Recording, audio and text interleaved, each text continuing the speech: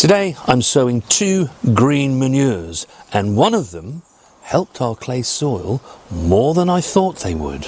In today's video we shall look at how to sow the green manure, how to grow them, and when to cut them down. And do stay with us throughout the video because we have something important to tell you.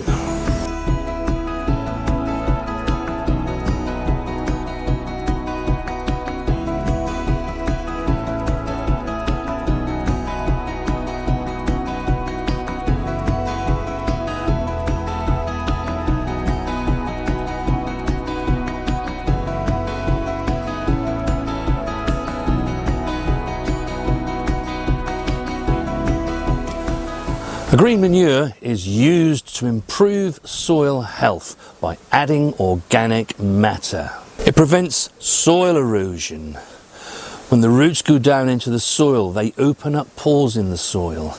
And so when it rains, the rain can actually get down into your soil and make its reserves rather than just running off your soil.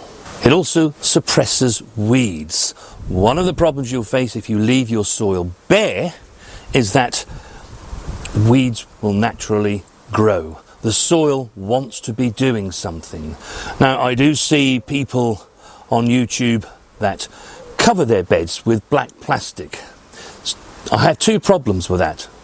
The first is that wherever I can, I don't like to use plastic. But the most important thing for me is that if you cover your bed with a black plastic, however is the rain going to enter your soil? We need the winter rains to get down into the soil and fill the reserves. This year, we've seen excellent harvests, even though we've hardly seen any meaningful rain since last March. We haven't actually really watered a great deal. We only water new transplants in to get them established, and they don't really receive any more water until it comes to harvest time to help the crop to swell and so that we get the kind of sized harvest that we need. If you cover your beds with black plastic, the rain simply can't get in there and make reserves in your soil so that your plants can call on it as and when they need it. Green manures also help increase fertility. So for example, we shall be sowing some field beans today, and when we transplant them into our plots, they'll grow away happily, and because they're legumes fix nitrogen from the air and they fix it into their roots. And so when you cut them down next spring, you'll find that you'll have a big boost of nitrogen in your soil. The most called on elements for your vegetables from your soil will be nitrogen. So to give them a boost is really a great idea. The great thing is that green manures work perfectly hand in hand with the no-dig method. Remember, we don't turn our soil, we just add a layer of compost on our beds and we let nature do the work for us. Bare soil over winter encourages weeds to grow, but not only that, the heavy winter rains that we get will cause soil erosion, which is something we don't want. Also, once your green manure has covered your beds, any seeds that blow in will find it difficult to land in the places where they want to. So let's look at the 2 green manures that we shall be sowing today. We shall start with the field beans. Field beans are great for clay soil. Field beans are just like broad beans, and they have a deep taproot. That taproot will open out the soil where the rains can enter into your beds. They grow slowly through the autumn and over winter, and they're good to grow before you sow any leafy greens such as brassicas or salads.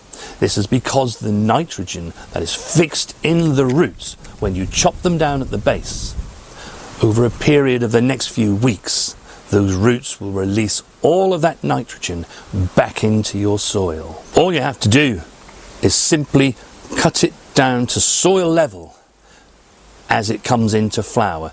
Don't let them flower, and certainly don't let them form pods like you would broad beans, because the plant calls on those nitrogen stores from its roots to help it flower and produce the beans, and we want that nitrogen to be released into our soil. Mustard is a quick growing crop, and it's best sown by mid-September. We often use this if we've got beds that are empty in the early part of the season. Rather than leave them bare, we can just sow the mustard. It will grow away really quickly. We then just hoe it off and then plant what we want to put into it to grow. Mustard is a brassica, so if you're going to be growing mustard and you know that clubroot is a problem with your soil, do not follow the mustard green manure with another brassica. With the mustard, all you need to do is to cut it down before it sets its seed. What I like to do is to actually just get my hoe and just hoe the tops off. Sowing field beans is really very simple, just like sowing broad beans. If you lay them on top of your modules, all you need to do is push them down, and they want to go about 2 inches deep. Now we prefer to sow these into modules. They can actually be direct sown if that's what you prefer. But with us living out in the countryside, we do have rodents, and rodents can smell a bean from quite a long way away, and it can often lead to patchy germination. It won't be because the seed is bad, it's because it's been food for a rodent. So by sowing them into modules, we can raise these in more controlled conditions and guarantee better germination. And all we do is transplant them out into our beds. Now our beds are 10 foot long by 4 foot wide, and these need to be planted around 8 to 9 inches in each direction. So we need to sow 90 seeds so that we can put 90 plants into the bed. They'll also get a head start because they will have germinated, and the plants will be 2 or 3 inches tall when we transplant them. Now these field beans are going to go where our courgettes are currently growing, and they'll continue to give us harvest for a little while as yet. I certainly won't think about pulling the plants up until the end of September, maybe into the first couple of weeks of October.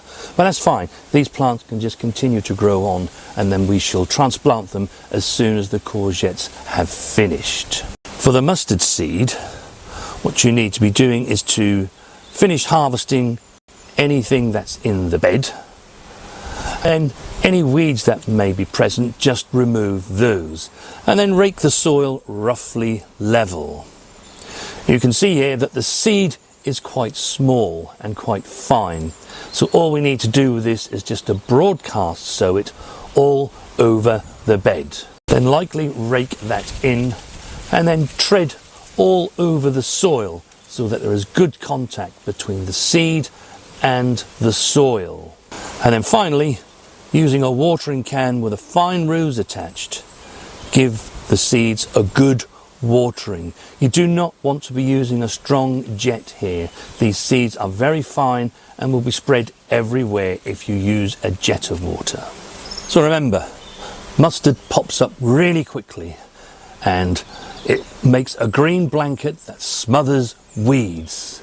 Field beans, on the other hand, they grow much more slowly, but are really good for clay soils in particular, because they help to open up the soil with their long, large taproot. And both will help protect your soil from heavy rains and soil erosion over the winter months. So when do you finish the plants growing? Well, that very much depends on your next steps and which path you're going to be taking them. I'm going to split these into path A and path B. Choose path A if you are raising your seedlings in a module tray. And all you do is to chop down the green manure down to the ground. Remove any coarse bits and use them as material for your compost bays. Then, just as normal with no dig, spread your 1 to 2 inch layer of compost over the top, dib your holes and make your transplant. All of this can be done on the same day. Path B is for when you want to direct sow seeds, like carrots for example. Only this time, about 3 to 4 weeks before you actually want to make that sowing, you need to chop down your green manure. Now, it's really important when you want to direct sow seeds to ensure that you do remove all the coarse bits and use them in your compost heap. If you were growing field beans, for example, you could strip the leaves of it and just leave it there in situ. But you don't want to leave the woody stems, otherwise that's going to interfere with the germination of a direct sown seed. And then, as normal with no dig, cover with a 1 to 2 inch layer of your homemade compost and then leave it there. Let it settle, and in this way the soil will warm up and you won't see so much problem in the way of poor germination or patchy germination.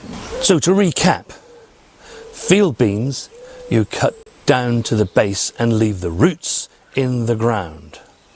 With mustard you just hoe off the tops. Any of you like us that garden on clay soil, and we have quite heavy clay soil here, as much as being no dig really does help, and it has, it's improved our soil immensely, but you can give it an extra boost by growing your green manure. For us with our clay soil, when it's wet it's very, very sticky, and in the summer months when we don't see any rain and the sun shines fiercely, it bakes brick hard. Green manure makes channels in your soil, allowing water to run into the soil and not run off your soil. A cover crop stops the soil from crusting, and by spring you'll have a nice crumbly soil to grow your vegetables in. I use field beans where I don't really need to be using the beds until next spring. With the mustard, they can be ready anytime between 3 to 8 weeks. So where I want a fast turnaround, that's when I use the mustard green crop. Do tell us in the comments, what green manures do you use and what benefits do you see, so that we can share that between our gardening community.